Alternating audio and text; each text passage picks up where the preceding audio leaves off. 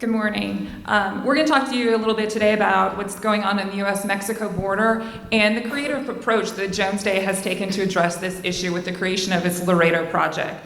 At the heart of it, this is a project that is about the access to the rule of law and the adherence to justice for all individuals. This is a project that has required a law firm to step out of its comfort zone and in order to take on an extraordinary challenge. We've had to think outside the box in order to find a way to combine nonprofits, law firms, and corporate entities. Because in these huge sort of initiatives with refugees and, say, human trafficking and environmental issues, in order to move the needle, all of us have to come together to work in a collaborative manner, because it's the only way there's going to be any change in these sort of initiatives.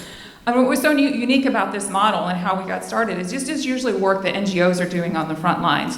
They're the ones working in the detention facilities, helping refugees, and they're forwarding the cases on to law firms that are in their respective cities, and they're staffing them there and doing them remotely. Jones Day decided to do something a little bit different. We decided that we were going to go on the border and we were going to do everything at the front lines ourselves. So in 2017, we started to think in a larger initiative like this and how we could get it started. So we looked for an area in which there was detainees, that there was mostly going to be women in the detention facility, because we had the most experience with working with women in our previous immigration work, which was with women and children and unaccompanied minors that had come across. And we were looking for an area that had no legal services at all. And Laredo, Texas met this model.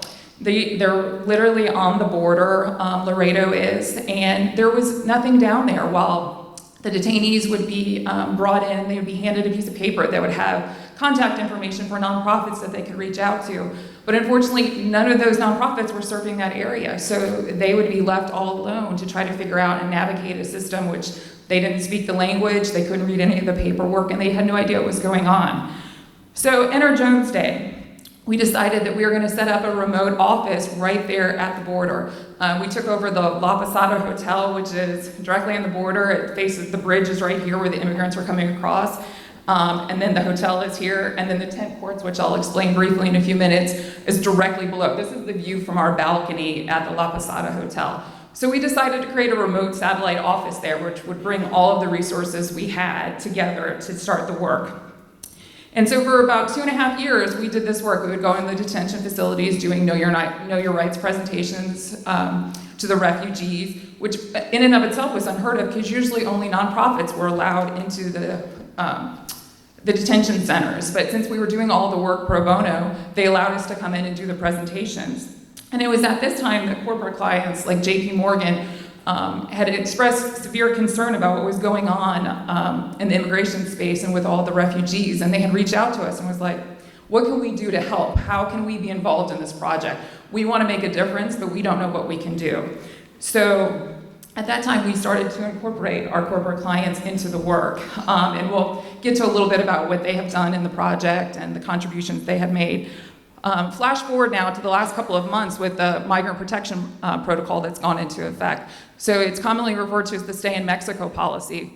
So this has caused us to severely change the way that we have addressed the situation, and we've had to be more flexible. This policy requires anyone who's coming to the United States, they receive their hearing date, and they're immediately returned back to Mexico, where they'll stay for the next 1 to 3 months. And they'll only come across for their hearings, which usually they have about 3 of, and they have to return immediately back to Mexico, which has presented all of these problems. And then they'll have their hearings in these tent courts, which I have right here the picture of. And these are basically tents. They're shipping containers, they're temporary hire-sided buildings, and they do about 400 hearings a day in these 18 courtrooms that are designed right here. So, and in order to even meet with the clients in these courtrooms, you have to engage them before. You have to have entered a notice of appearance beforehand to even go into the courtroom and represent them, which is also a very difficult process because these migrants are now in Mexico. So you have to engage them on the Mexico side, which has presented a whole host of new difficulties for us. And then once in the courtrooms, everything is done by video conference. So the judges are not present, the counsel for the government is not present, and the translators are not present. So if the migrants don't have counsel, they're sitting in a room by themselves, having no idea what's going on. And at the current stage, only about 1.2% of migrants are having counsel, because it's been so difficult to engage them in Mexico and being able to represent them. Now, in terms of what we are doing to engage clients at this time is that we have a lot of the nonprofits that work on the Mexico side have been sending referrals to us. We have also set up a hotline number where migrants can reach out and call us. We're on WhatsApp, so they can all use the phone to reach us that way. We have set up an email address where they can email us with their concerns and the issues that they have. And then we can really start to reach them and help them there. As of right now, about 60,000 migrants have been turned back into Mexico. And what's really difficult about that situation, and was presented a whole other host of problems for this sort of project, is how dangerous Mexico is. They are turned back into Nuevo Laredo, which is one of the most dangerous areas in Mexico. Most of the migrants, about 60 to 70%, have had run-ins with the cartels while being there, because it's fostered this whole new environment for the cartels where they have seen a way to extort money. So they will kidnap the migrants, they will steal their whatever paperwork they have that has contact numbers, and they will reach out to their family members and try to extort money from them. So there's a whole vulnerable population that's been created that's right there on the border. Most of them, there's not enough shelters to house 60,000 some migrants that are turned away. So they've had to, most of them have been bused to Monterrey, which is 2.5 hours away, and then they have to find a way to come back to the border. There are no social services for these individuals. There are no psychological services. And most of them have been very traumatized by either the countries that they have left or their experiences going through Mexico. Most have been sexually assaulted or physically assaulted along the way. So it's been very difficult just to get over those hurdles and then to be able to help individuals. And the structure of the project now, we'll go through a little bit about what we do, and then Aijing can go through a little bit about their involvement. So the way the project works is we operate year-round, our office does. We have about 6 to 8 volunteers at a time that come down. It's a mix of corporate clients and nonprofits that provide either translators or lawyers to the project. NPNA, I'd like to give a shout out to them. They have been extraordinary, the National Partnership for New Americas. They have provided translation services for us and lawyers almost on a weekly basis. And then our corporate clients like JPMorgan have been instrumental in being able to move this project forward and to keep it going forward. They come down on a weekly basis. Sunday we have orientation, and where we kind of orientate everyone to what's going on in the current situation. And we give them the lay of the land for the week of what's going to be going on. So they work then from Monday morning until Friday afternoon. They screen individuals who have reached out to the hotline or sent emails about their matters. And for the ones that we have taken on representation of, they do conduct further interviews, and they obtain documents from these individuals, and they prepare them for their trials and hearings. And again, this is all done over the phone or by email, since we cannot meet with these individuals until they're in the tent courts. If we're lucky, we get 30 minutes before the hearing in the tent court, and if we're very lucky, we get 30 minutes after the hearing. So it's provided a lot of access to justice and access to the rule of law type of problems to meet with these clients in such limited time frames. So I'll let Aijing do a little bit more about what goes on. Thank you, Amy. I would like just to share the experience from volunteer perspective. The Laredo Project is one of the most important and one of the most popular within JPMorgan in the US as well. So far we've sent more than 30 people on site for that project. Each of them will spend a whole week with John's Day's team, and it's a very immersive experience.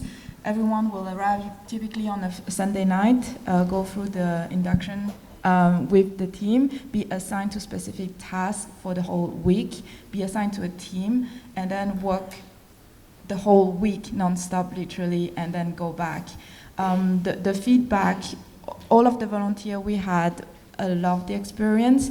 It's a very impactful, meaningful experience, and I mean, also thanks to John's Day's all accommodation and arrangement, because they are full-time there. The facilities are very well prepared in terms of securities as well. Everything is provided for our volunteers. most of them actually want to go back. So I hope actually we'll be able to continue volunteering for that project going forward.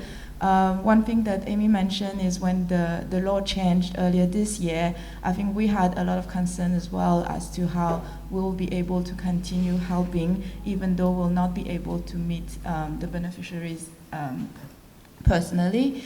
But we overcome that, and we just changed, I mean, the structure changed a little bit, but it didn't impact at all what people from JPMorgan can bring to Jones Day and the And what I would project say about itself. that is they were the first to reach out to us. When the Stay in Mexico policy took effect, JPMorgan was on the phone within the next couple of days saying, how can we stay in this project? How can we keep the momentum going? Because honestly, Jones Day wasn't sure we were going to be able to sustain the project, being that we weren't being allowed to meet with the migrants.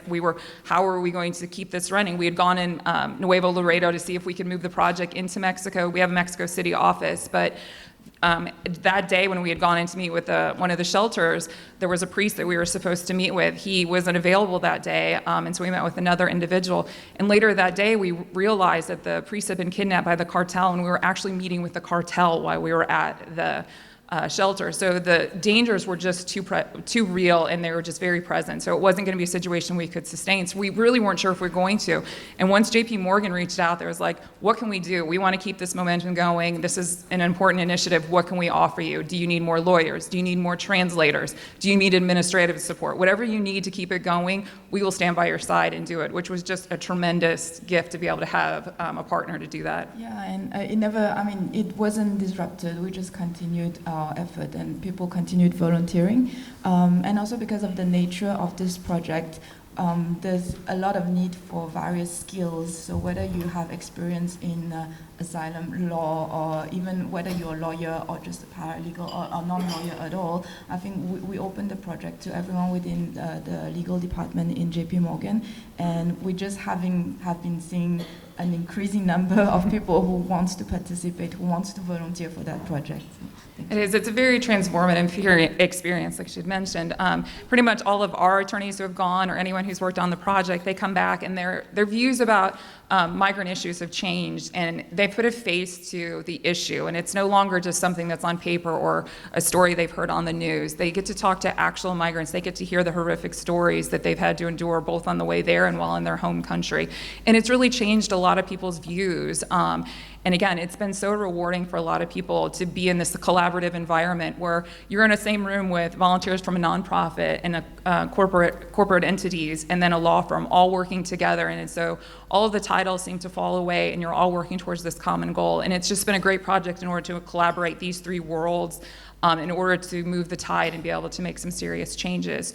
So I encourage everyone, this is a model that can be replicated, not necessarily in the refugee front, but in other areas of law, human trafficking, environmental issues. These are things that forming these collaborations and listening to other folks and pulling from everyone's resources in order to make the change and help with an initiative is critical to moving the needle. And so I encourage you all to try to think outside the box and how you can take on an extraordinary adventure and a challenge. And it's not always easy. I will say that it's especially been very difficult over this past 6 months with the change in the policy, but thankfully to individuals from JPMorgan and from our nonprofits, we've been managed to keep it going because of everybody's positive energy in the project. So thank you.